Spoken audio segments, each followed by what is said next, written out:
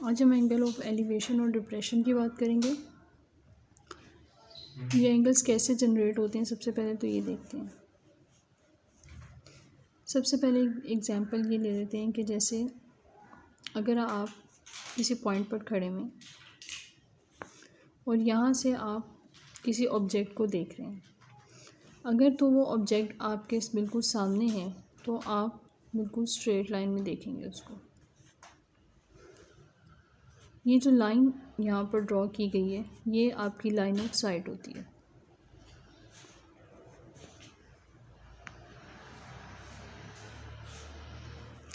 और line of site जब बिल्कुल स्ट्रेट होती है तो ये हॉरिजॉन्टल लाइन कहलाती है। तो यहाँ से आपने जब स्ट्रेट किसी ऑब्जेक्ट को देखना है तो वो आपकी हॉरिजॉन्टल लाइन हो जाएगी।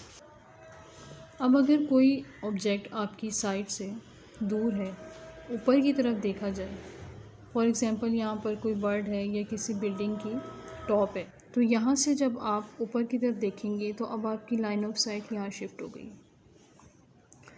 यह आपकी लाइन ऑफ साइट हो गई और ये लाइन ऑफ साइट इस हॉरिजॉन्टल लाइन के साथ एक एंगल बना रही है। ये जो एंगल है इसको एंगल ऑफ एलिवेशन का नाम दिया जाता है।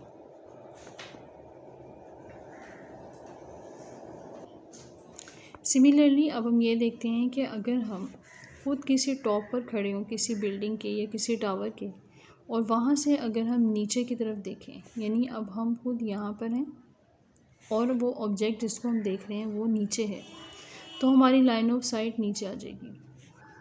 ये लाइन ऑफ साइट हो गई। और यहाँ से हमारे अगर हमने खड़े होना है, यहाँ से कुछ देखना है, तो हमारी जो लाइन ऑफ साइट बिल्कुल जो अगर हम स्ट्रेट देखें तो कौन सी होगी, वो ये वाली होगी। तो ये लाइन ऑफ साइट जो है ये भी हॉरिजॉन्टल ही है। इस हॉरिजॉन्टल लाइन से ये जो लाइन ऑफ साइट का हम यहाँ से नीचे की तरफ देखते हैं एक एंगल बनता है डाउनवर्ड, ये होता है एंगल ऑफ डिप्रेशन।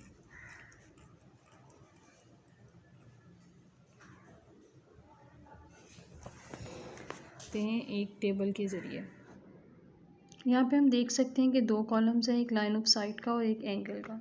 तो जब भी आपका हॉरिजॉन्टल लाइन से अबव एंगल होगा तो वो एंगल ऑफ एलिवेशन होगा, और जब भी बिलो होगा तो वो एंगल ऑफ डिप्रेशन होगा। इसी को हमने डायग्राम से भी शो किया है। और ये बात ज़रूर याद रखें कि दोनों एंगल्स हमेशा इक्वल होते हैं। देखिए यहाँ डायग्राम के अंदर जो हॉरिजॉन्टल लाइंस हैं वो एक दूसरे के पैरेलल हैं, और इनको एक ट्रांसवर्सल लाइन कट करके दो ऑल्टरनेट एंगल्स बना रही है। जो ऑल्टरनेट एंगल्स होते हैं ज्योमेट्रिकल पॉइंट ऑफ व्यू से वो इक्वल होते हैं, इसीलिए एंगल ऑफ डिप्रेशन और एंगल ऑफ एलिवेशन हमेशा इक्वल होते हैं। अगर एक की वैल्यू मालूम हो जाए तो दूसरे की भी वही होती है। तो इस पहली एग्जांपल देखते हैं। Calculate BAC। ये ट्राइंगल दी हुई है और इसमें हमें कैलकुलेट करना है BAC को। फर्स्ट एग्जांपल देखते हैं।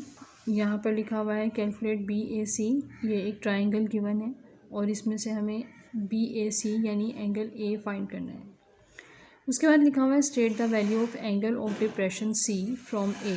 मीन्स C फ्रॉम A का क्या मतलब है, हम इसको डिस्कस करेंगे लेकिन बाद में।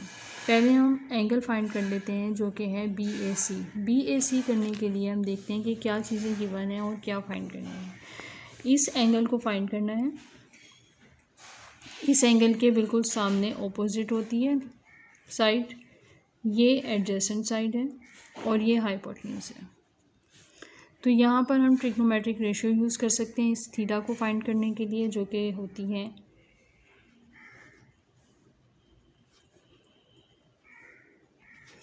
ऑपोजिट भी गिवन है और एडजेसेंट भी गिवन है, तो हम टेंजेंट यूज़ करेंगे यहाँ पे। Tangent theta is equal to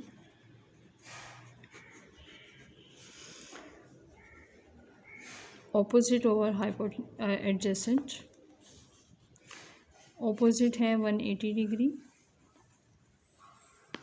sorry degree नहीं आएगा, और ए है 49 थीटा, तो टेंजेंट इनवर्स 180/49, और इसको सॉल्व करेंगे कैलकुलेटर से तो इसका आंसर आएगा 74.77 डिग्री।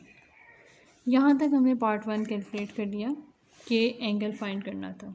अब देखते हैं कि एंगल ऑफ डिप्रेशन कैसे निकलेगा, और जो कि है सी फ्रॉम ए। आप इस चीज़ को नज़रअंदाज नहीं कर सकते।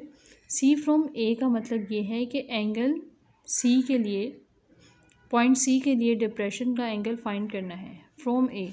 जब फ्रॉम ए की बात आ जाएगी तो इट मीन्स कि एंगल बन रहा है eight point A.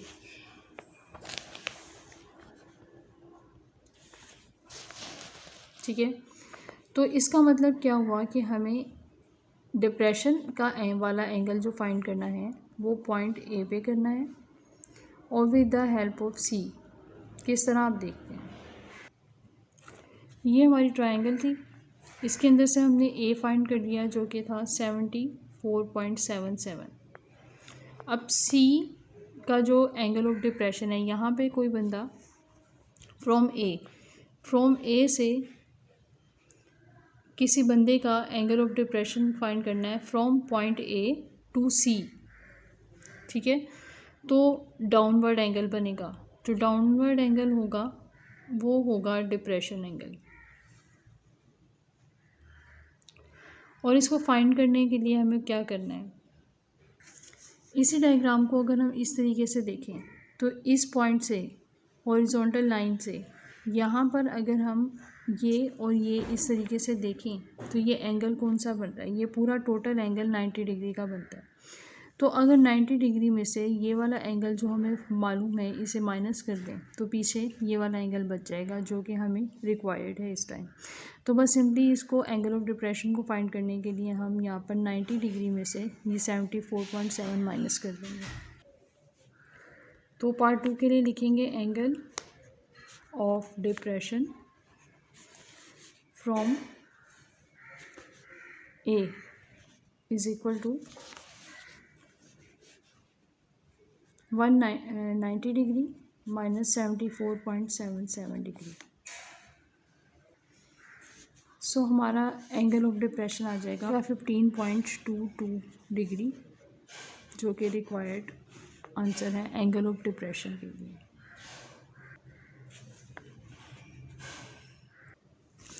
Now moving to the next example, here is the question. Two poles of equal heights are standing opposite to each other on either side of the road which is 80 meter wide. From a यहाँ तक पढ़ते हैं और उसको साथ साथ draw भी करते हैं ताकि टाइम वेस्ट ना हो। सबसे पहले उसने ये कहा है कि 2 पोल्स हैं और इक्वल हाइट है, तो इक्वल हाइट के 2 पोल्स ड्रॉ कर लेते हैं।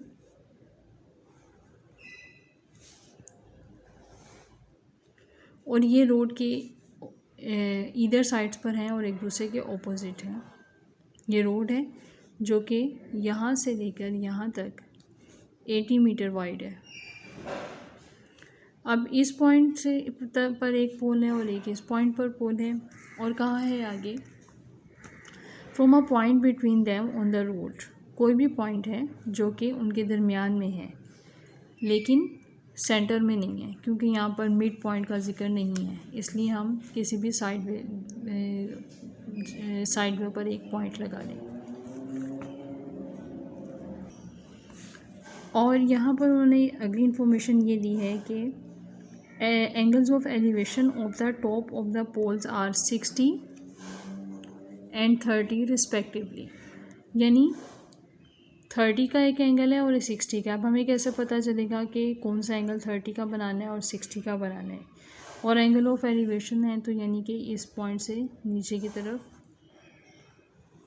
हम इस पॉइंट से यहाँ ऊपर की तरफ देख रहे थे, एंगल्स बन रहे हैं एलिवेशन के। इनमें से जो ज़्यादा करीब होगा ये होगा, और जो वाइड होगा वो एंगल छोटा वाला होगा।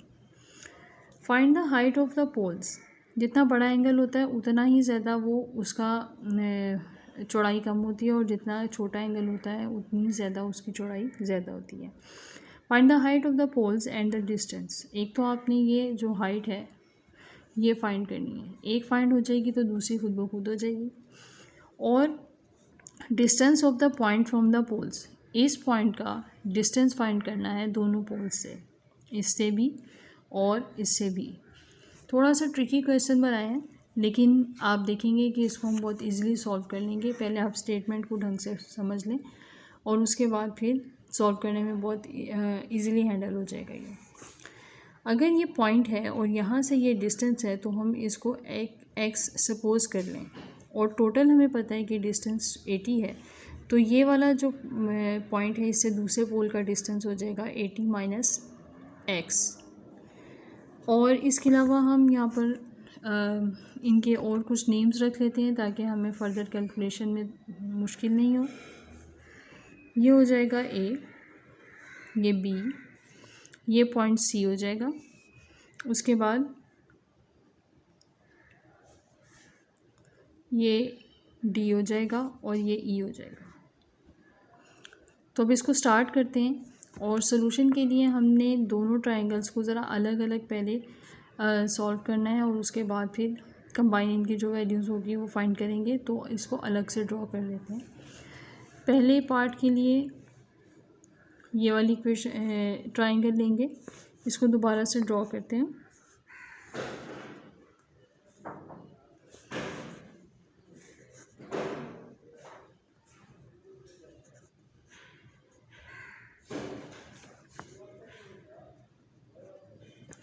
अब इस ट्रायंगल को हमने अलग से ड्रॉ कर लिया और इसके अंदर क्या क्या चीज़ें हमारे पास मौजूद हैं पहले हम उनको देख लेते हैं। बेस मौजूद है और एंगल है, एंगल के बिल्कुल सामने क्या होता है, ऑपोजिट, और ये एडजेसेंट होता है और ये हाइपोटेन्यूज है। तो हम देखते हैं कि ऑपोजिट फाइंड करने के लिए हमें कौन सी ट्रिग्नोमेट्रिक रेशियो यूज़ करनी पड़ेगी।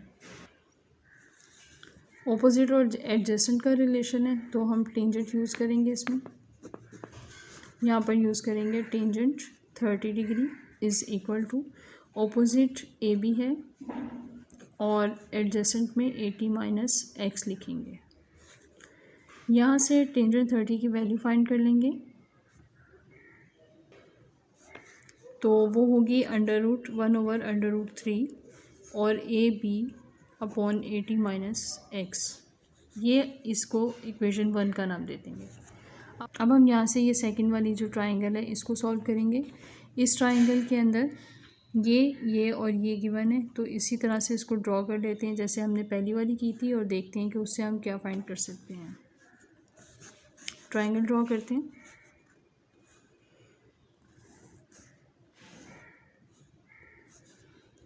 सिक्सटी डिग्री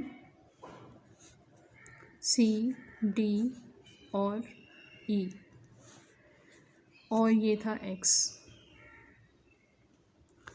यहाँ पर फिर दोबारा से हमें ये फाइंड करना है डी ई, इस एंगल के बिल्कुल सामने ऑपोजिट और इसके बिल्कुल साथ एडजेसेंट। तो यहाँ पर भी इसका मतलब है कि टेंजेंट ही अप्लाई होगा क्योंकि ऑपोजिट भी है हमारे पास और एडजेसेंट भी है और एंगल भी है, तो ये तीनों चीज़ें फुलफिल हो रही हैं। तो टेंजेंट ही अप्लाई करेंगे।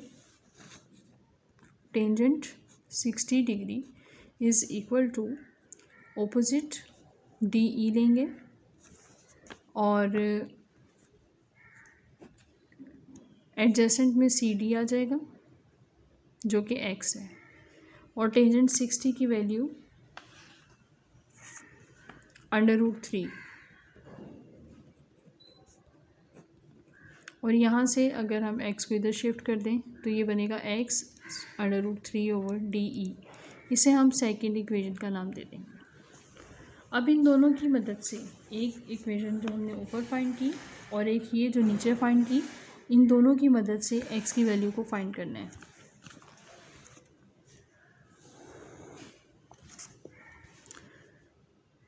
तो हम पुट कर देते हैं इक्वेशन 2 को 1 में, बिकॉज ए बी जो हमारा ये था ए बी ये डी ई के इक्वल है। क्योंकि हमें क्वेश्चन के अंदर उसने ख़ुद कहा है कि डी ई और ए बी दोनों की जो लेंथ है वो इक्वल है, दोनों पोल्स की जो लेंथ है वो इक्वल है। सो इक्वेशन 1 के अंदर हम लिखते हैं, अगर 1/√3 is equal to A B की जगह पर ये डी ई पुट कर देते हैं x/√3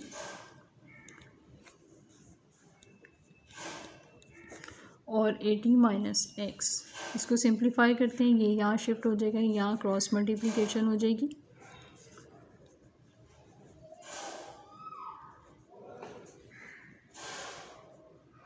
ये मल्टीप्लाई होंगे तो स्क्वायर रूट कैंसिल हो जाएगा, ये बनेगा 3x AT माइनस एक्स और यहाँ से x की जो वैल्यू आएगी फाइनली वो होगी 20। अब हो गया, तो इसके बाद हम AT माइनस एक्स यानी ये जो BC का एरिया है ये भी फाइंड कर लेंगे। BC का आंसर 60 आ जाएगा और इसी तरह DE और AB इक्वल हैं तो DE का निकाल लेंगे, वही AB का भी आंसर होगा। DE is equal to x/√3, तो x की जगह पर हम 20 पुट कर देंगे और 20/√3 हमारे पास ये वाला डिस्टेंस आ जाएगा। That's it.